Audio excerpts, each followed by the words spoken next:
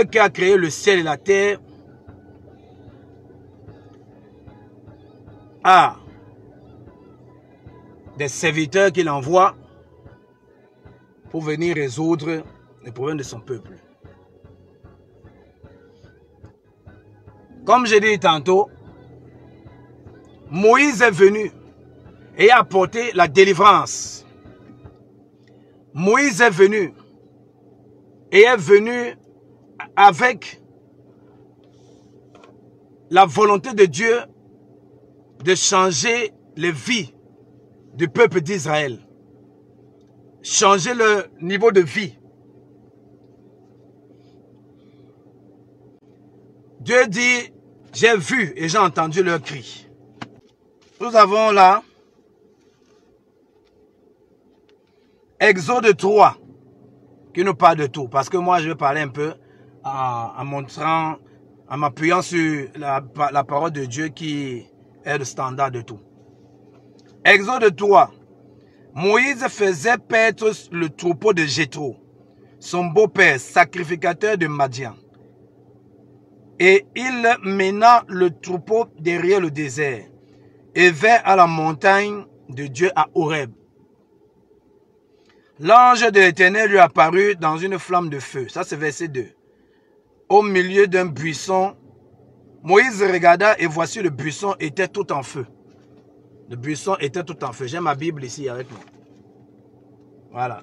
Le buisson était tout en feu. Voici le buisson était tout en feu. Et le buisson ne se consumait point. Moïse dit, je vais me détourner pour voir quelle est cette grande vision et pourquoi le buisson ne se consume point. Et l'Éternel vit que Moïse, l'Éternel vit qu'il se détournait pour voir. Et Dieu l'appela du milieu du buisson et dit, Moïse, Moïse. Et Moïse répondit, me voici. Dieu dit, ça c'est le verset 5 d'Exode 3. Dieu dit, n'approche pas d'ici, ôte tes souliers de tes pieds. Car le lieu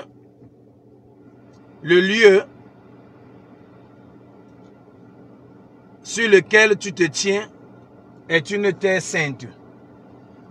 Car le lieu sur lequel tu te tiens est une terre sainte. Et il ajouta, je suis le Dieu de ton père, le Dieu d'Abraham, le Dieu d'Isaac, le Dieu de Jacob. Moïse se cacha le visage, car il craignait de regarder Dieu. L'Éternel dit, j'ai vu la souffrance de mon peuple qui est en Égypte. Faut bien comprendre, hein? Faut bien comprendre. J'ai vu la souffrance de mon peuple qui est en Égypte. La souffrance de mon peuple qui est en Égypte. Et j'ai entendu les cris que lui font pousser ses oppresseurs. Car je connais ses douleurs. Je suis descendu pour le délivrer de la main des Égyptiens et pour le faire monter de ce pays dans un bon et vaste pays, dans un pays où coule le lait et le miel, dans les lieux qu'habitent les Cananéens, les Essiens, les Amoriens, les Phérésiens, les Héviens et les Jébusiens. Voici les cris d'Israël sont venus jusqu'à moi et j'ai vu l'oppression que leur font souffrir les Égyptiens. Maintenant va, je t'enverrai auprès de Pharaon et tu feras sortir d'Égypte mon peuple, les enfants d'Israël. Ça c'est la parole de l'Éternel. Va. Et ensuite on a eu des signes et des prodiges parce que Moïse craignait. Il se posait la question comment est-ce qu'il devait faire. Le peuple, là, est-ce qu'ils vont croire? Il faudrait des signes et Dieu lui donna des signes. Ok. Maintenant, est-ce que Dieu peut se mettre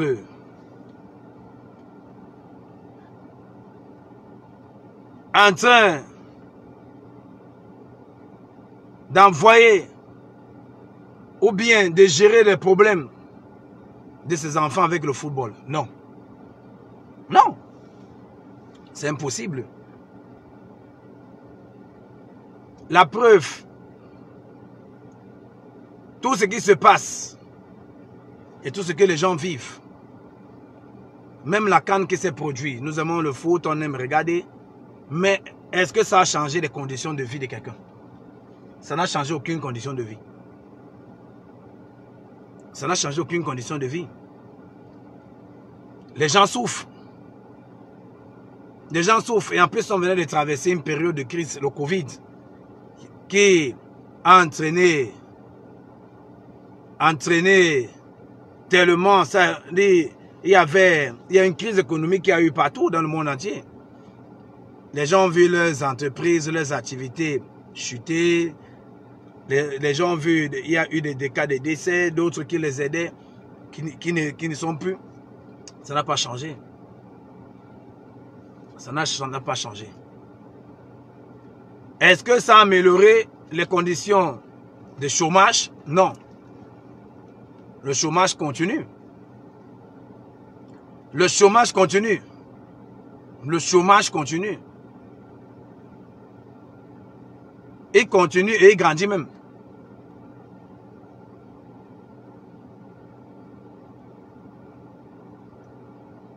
Le chômage continue et ça grandit.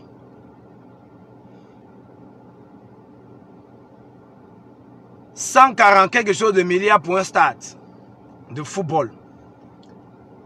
Là où 22 personnes vont venir courir.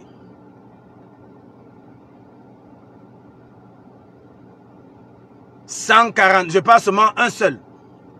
Et la réhabilitation de tous les stades, plus le stade de Japoma. Je ne connais pas combien de milliards. Ça a changé la situation. Ces milliards-là, est-ce que ça ne pourrait pas faire quelque chose d'autre? Est-ce qu'avec ces milliards, les entreprises ne pourraient pas être créées? Est-ce qu'avec ces milliards, des entreprises ne pourraient pas être créées pour diminuer le chômage? Beaucoup d'étudiants, et même ceux qui ne sont pas étudiants, qui ont fait des formations, n'ont pas de quoi faire. Tu regardes dans la vie de Douala, tous les jeunes, vieux, font le bain sikin. Même ceux qui ont appris à faire, qui ont même des diplômes, font la moto. Parce que j'en ai vu plein de camarades qui sont là, qui font la moto. J'ai eu mes propres frères même faisant la moto. Avec des dons impressionnants. Mais faisant la moto. Parce qu'il n'y a pas moyen. Les entreprises sont canalisées sur... Il faut connaître quelqu'un.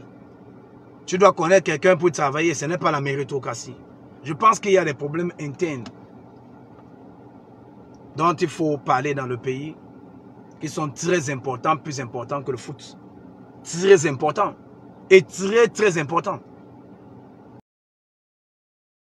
Confirmation de prophétie. Après avoir décrié les dépenses inutiles faites pour l'organisation de la CAN à hauteur de milliards le 18 février dernier, le prophète Christian souligne la misère dans laquelle vit le peuple, les souffrances rencontrées au quotidien et les défaillances du système. De plus, en tant que marche de Dieu, il a présenté quelques voies de sortie de crise à venir. Vu les abus, le chômage croissant, la souffrance, la trop longue attente qui fatigue déjà. Quelques jours plus tard, l'opération Crémonté des enseignants éclate le 21 février. Bâtie sur le slogan OTS, on a trop supporté, cette grève pacifique vient faire écho aux prédictions du prophète concernant l'amélioration du niveau de vie des Camerounais. Ce mouvement de protestation rejoint le corps des médecins qui lui aussi revendique les meilleures conditions de travail depuis peu et dont la grève était prévue pour le 16 mars dernier. OTS Santé. Protestation devancée par le corps des éboueurs d'Isakam qui a eu recours à la grève pacifique afin de percevoir des salaires après 3 mois de sevrage. Regardez ce medley de confirmation et d'analyse prouvant les prédictions du Fils de l'homme. Le nouveau code au Cameroun est OTS. On a trop supporté. Oui, les enseignants ont trop supporté les difficultés auxquelles ils font face dans l'exercice de leurs fonctions et ont décidé de faire grève. Leurs revendications vont de la prise en charge immédiate après recrutement à la reconsidération de leur statut en passant par le paiement régulier de leurs primes. La liste n'est pas exhaustive. En tant qu'enseignant, d'une manière générale, nous avons des soucis. Au niveau académique, les problèmes sont presque les mêmes, que ce soit au public et au privé. Parce que les enseignants, le premier souci, l'enseignement est un métier. Et qui dit métier dit rémunération. Et c'est cette rémunération qui fait en sorte que l'enseignant psychologiquement puisse très bien enseigner. Alors, les enseignants n'ont pas vraiment assez comme il le faut. Le matériel didactique est dans certains établissements quasi introuvable. Bon, parfois l'enseignant même se tord à travers des recherches. Parfois même enseigne même avec le téléphone portable Android comme c'est déjà le cas. Et il se bat à chercher l'argent encore seul avec le petit moyen qu'on lui a donné. Donc il y a beaucoup, l'enseignement a beaucoup de soucis. Le sujet fait l'actualité au Cameroun. Tous les citoyens sont unanimes sur l'amélioration des conditions de vie et de travail des enseignants. Tout se dit dans la rue. Les écoles sont paralysées. Les élèves en classe d'examen paieront à coup sûr le prix à la fin de l'année. Jusque-là, les leaders d'opinion soutiennent le mouvement. Pour eux, l'éducation devrait être en première ligne. Peut-être le souhait même du gouvernement, c'est que nous tous sommes meurent. Parce que si nous n'avons pas à manger, nous n'arrivons pas à aller au travail, ou bien à nous vêtir décemment, c'est pire que mourir physiquement. Non, non, non. Nous allons continuer le combat parce que si nous baissons le bras, c'est qu'on aura trahi Amidou. Donc nous allons gréver. Nous allons gréver jusqu'à ce que l'État résolve nos problèmes. Un mercredi noir pour ces enseignants qui espèrent une prise de conscience du gouvernement et l'implémentation rapide des solutions à leurs revendications. Dans les jours qui suivent, adopter d'autres stratégies qui vont nous permettre de contraindre l'État, c'est-à-dire de mettre la pression pour que le gouvernement définitivement puisse trouver des solutions très pérennes à ce problème dans un temps bien ponctuel. Mais rassurez-vous, nous n'allons pas aller dans la rue, ce ne sont pas des stratégies qui vont nous pousser à aller dans les champs ou bien quoi que ce soit. C'est des stratégies qui entrent en droite ligne dans un cadre républicain. Dans une mise au point publiée le 2 mars dernier, le mouvement OTS disait n'avoir pas été associé aux échanges tenus à la primature et déplorait l'absence d'un échéancier clair et précis en vue de l'épuration de la dette due aux enseignants. La grève est à sa 3e semaine et je pense que le ton sera durci parce que le gouvernement jusqu'ici ne s'est pas encore penché sur le problème. Il n'y a que eu des saupoudrages, encore des réunions stériles qui n'ont rien produit jusqu'ici. Nous estimons qu'il est temps que le gouvernement se penche supposément sur nos problèmes, étant donné l'attentisme qui nous a caractérisés jusqu'ici. Procéder dès le mois de mars 2022 au paiement immédiat de la dette envers les enseignants, soit 181 milliards de francs CFA représentant les frais de rappel, d'avancement, d'allocation familiale et autres primes, et à l'amélioration et l'arrimage effectif des conditions de travail des enseignants à leur statut particulier. Telles sont les mesures prises par le président de la République du Cameroun, Paul Biya, pour répondre aux multiples plaintes et revendications du corps des enseignants du pays. Le président Paul Biya a instruit le gouvernement, dans une note adressée au secrétaire général de la présidence, Ferdinand Ngongo, de procéder à la mise en application de ces mesures dans les meilleurs délais. Je tiens tout d'abord à rappeler que ces annonces arrivent dans un contexte assez difficile, marqué par beaucoup de suspicions. Parce que ce n'est pas la première fois que nous avons ces grandes annonces.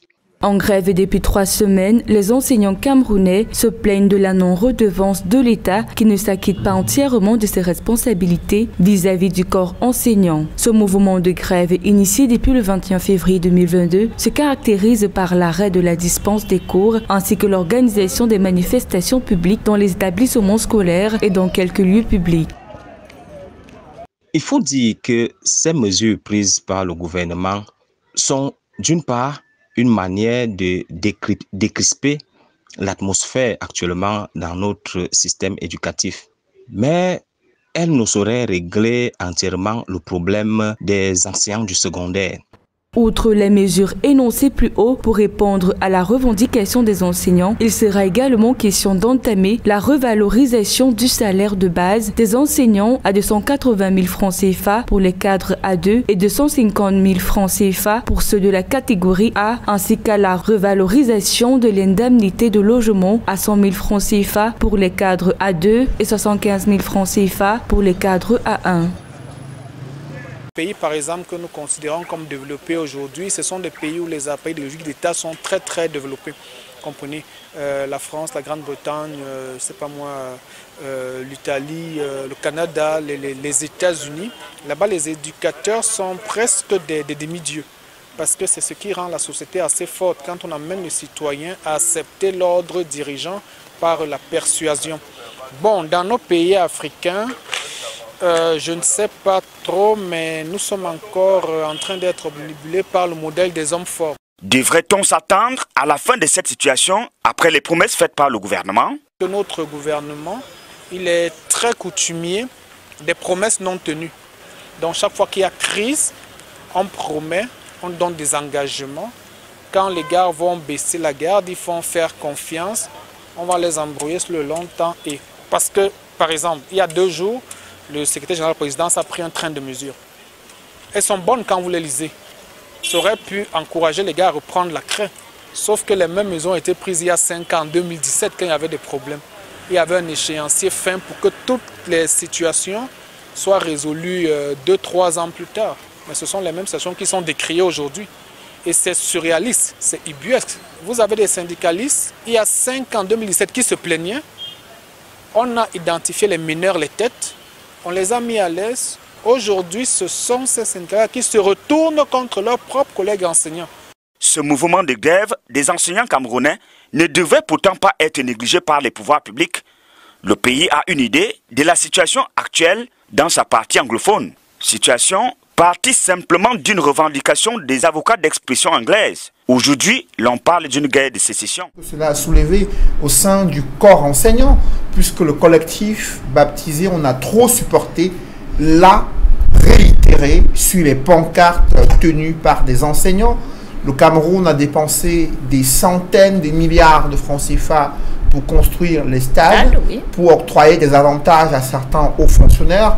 Pendant ce temps, il y a des enseignants qui cumulent 10 ans sans salaire, sans rappel, sans avancement et qui chaque jour sont à l'école pour former des Camerounais. Une semaine après cette grogne des enseignants, comment appréciez-vous la gestion de cette crise et que pensez-vous de ces revendications qu'ils ont portées à nouveau devant l'opinion publique nationale? La première chose, cet après-midi, en lisant, j'ai vu que les enseignants ont reconduit leur grève pour une semaine de plus à partir de demain. Donc, soutien total aux enseignants, parce que c'est une honte pour nous tous et toutes, en tant que nation, que nos enseignants soient dans cette situation. On les met dans une situation de précarité. On les met dans une situation d'insécurité. On les met dans une situation où, pour survivre, ils doivent demander de l'argent aux parents, demander de l'argent aux enfants. Et c'est quel est ce gouvernement qui privilégie comment on dit, le extra. Non, le football est important. Il est important, il est intéressant. On est tous contents de l'avoir. Mais il y a une priorité dans les dépenses. Vous ne pouvez pas dire que l'État du Cameroun ne peut pas payer ses salaires. Ses salaires. Mais qu'il peut se permettre d'organiser la fête. Ça n'a pas de... Monsieur, bonjour, bienvenue sur Cameroun Magazine. Au sommaire de ce jour, dans le domaine de la santé au Cameroun, le personnel santé menace d'entrer en grève à partir du 16 mars 2022. Le personnel santé, sous la bannière du mouvement On a trop supporté santé, revendique au gouvernement camerounais le paiement des arriérés de salaire, des ordres de mission et de gratification, la reprise en solde des personnels suspendus. Le mouvement exhorte le gouvernement camerounais à mettre fin aux lenteurs administratives et à la corruption dans le suivi des dossiers de carrière. Les débats sur les motivations réelles de cette grève annoncée semblent vouloir emboîter le pas à la grève des enseignants. Le mouvement En a trop supporté santé annonce une grève dès le 16 mars prochain si une mesure n'a pas encore été prise par le gouvernement camerounais. Restez connectés pour la suite des informations. Je vous remercie. 5 jours déjà que les éboueurs de la Société Hygiène et Salubrité du Cameroun observent une grève dans la ville de Douala. Avec près de 4 millions d'habitants et plus de 3000 tonnes de déchets produits par jour, la capitale économique camerounaise n'a pas fière allure. Dans les rues et les marchés, les dépôts gagnent de plus en plus en volume. À la direction générale d'Isacam, l'entreprise chargée de la collecte d'ordures ménagères dans le pays, les éboueurs qui réclament plusieurs mois de salaire impayés vont et viennent, refusant toute reprise de travail, sans un retour à la normale. La situation est calme. Comme vous le constatez, il n'y a pas de bruit. Donc, on a juste décidé d'observer un arrêt de travail. Parce que ça, c'est un arrêt, ce n'est pas une grève. Parce que lorsqu'il y a une grève, elle est sauvage. Bon, mais c'est un arrêt de travail. Donc, on vient, on reste là, on fait rien, attendant que la situation soit résolue. L'entreprise connaît une tension de trésorerie en raison d'une accumulation de factures impayées par l'État et les collectivités territoriales décentralisées, notamment les communautés urbaines avec lesquelles elle est sous contrat pour la collecte des déchets dans les principales villes du pays. L'État camerounais a des dettes envers, dont les prestations de l'entreprise ne sont pas payées, on dirait à plus de 11 milliards de francs. Donc ce qui fait que les factures de l'entreprise ne sont pas payées.